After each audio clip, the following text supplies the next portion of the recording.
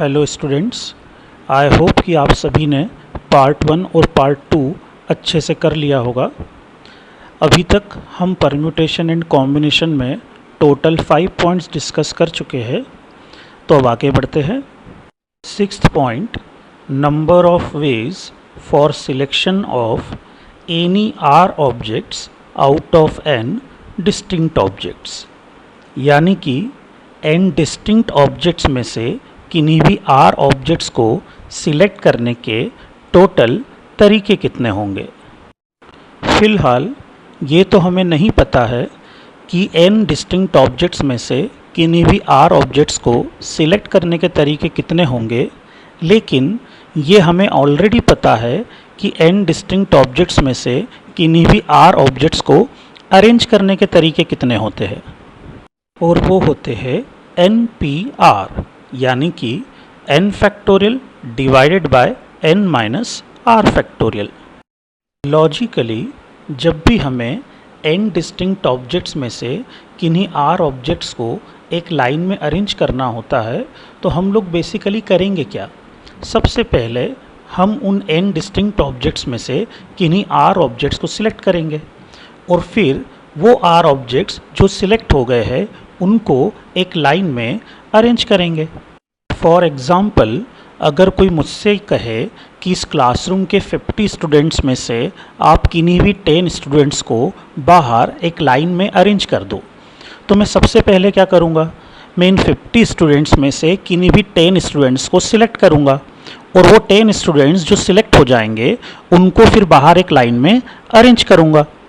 It means number of ways for arrangement of any R objects out of n distinct objects is exactly same as selection of any R objects out of n distinct objects and then arrangement of selected R objects.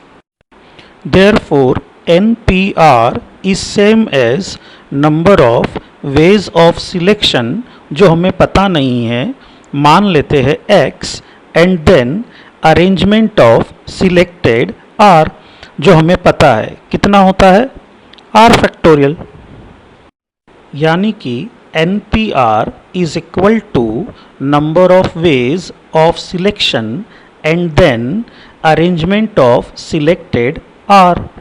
Therefore NP-R कितना हो गया x into are factorial. अब यहाँ पर product क्यों आया, क्योंकि x और r फैक्टोरियल डिपेंडेंट केसेस है। डिपेंडेंट क्यों है, क्योंकि n में से जिन r ऑब्जेक्ट्स को आप सिलेक्ट करोगे उन्हीं r को एक लाइन में अरेंज करोगे। तो x कितना हो गया NP-R divided by r factorial which is equal to n factorial by n minus r factorial into r factorial, denoted as C of n, r और NC-R। इसका मतलब जो हमारा 6th पॉइंट था, number of ways for selection of any r objects out of n distinct objects, उसका answer कितना हो गया NC-R which is equal to n factorial divide by n minus r factorial into r factorial. अब हमें NC-R की दो important properties discuss करना है। उसमें से फर्स्ट है NC-R is equal to NC(n minus R) और if NC(x) is equal to NC(y) then x plus y is equal to n। तो अब हम समझने की कोशिश करते हैं कि y NC-R is always equal to NC(n minus R). For example, मान लेते हैं कल को कोई हमसे कहे कि 25 स्टूडेंट्स में से किन्हीं भी 10 स्टूडेंट्स को सिलेक्ट करने के कितने तरीके होंगे, तो आंसर कितना हो जाएगा 25C10।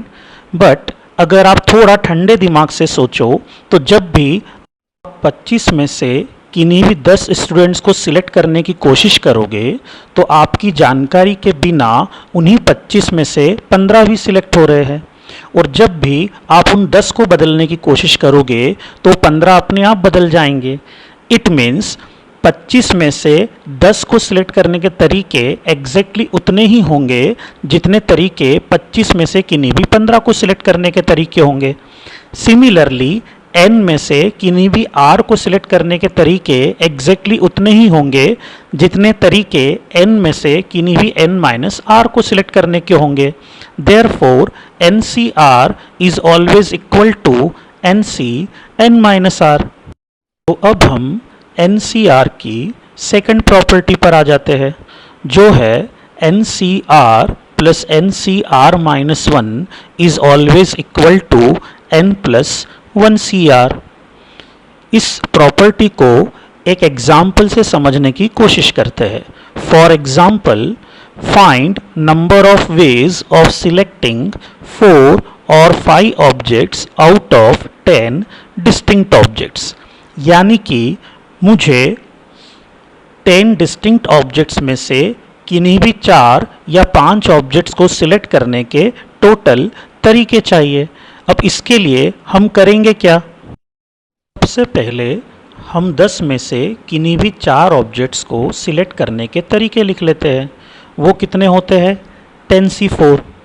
देन हम 10 में से किन्हीं भी 5 ऑब्जेक्ट्स को सिलेक्ट करने के तरीके लिख लेते हैं। वो कितने होते हैं? 10C5। अब हम चाहते थे कि या तो 10 में से 4 ऑब्जेक्ट सिलेक्ट हो या फिर 10 में से 5 ऑब्जेक्ट सिलेक्ट हो। तो मेरा टोटल आंसर क्या हो जाएगा? 10C4 plus 10C5। अब इसी क्वेश्चन को एक दूसरे तरीके से सॉल्व करने की कोशिश करते हैं। मान लेते हैं कि हमारे पास टोटल नंबर ऑफ ऑब्जेक्ट्स 10 नहीं 11 है। 10 तो वो ऑब्जेक्ट्स जो कि प्रॉब्लम में हमें गिवन है, और एक हम हमारा खुद का डमी ऑब्जेक्ट मान लेते हैं जो असली में एग्जिस्ट ही नहीं करता है। अब इन 11 में से किन्हीं भी 5 ऑब्जेक्ट्स को सिलेक्ट करने के टोटल तरीके कितने हो जाएंगे? 11C5। अब इस 11C5 में 2 पॉसिबिलिटीज़ है।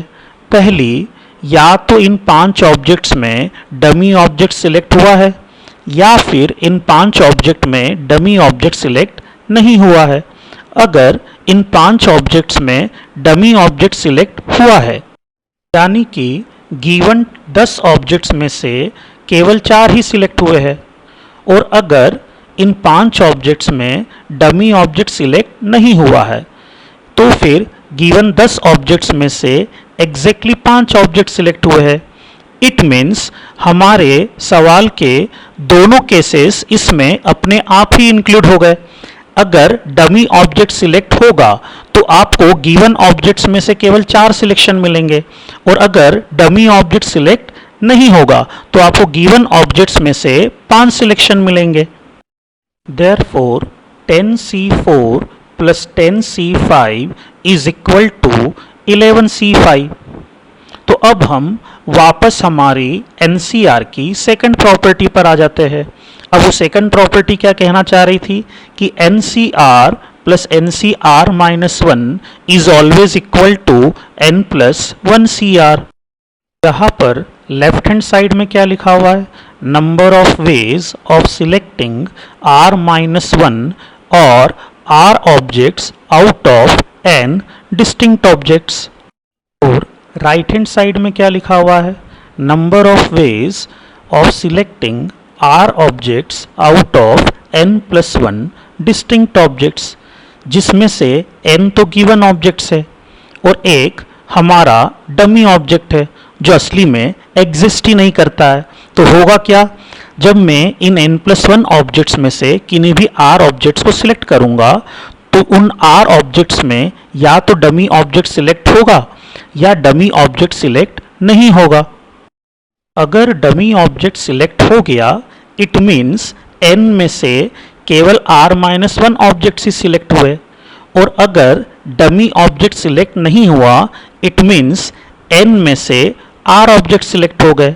Therefore NCR plus NCR-1 is always equal to n plus 1 CR।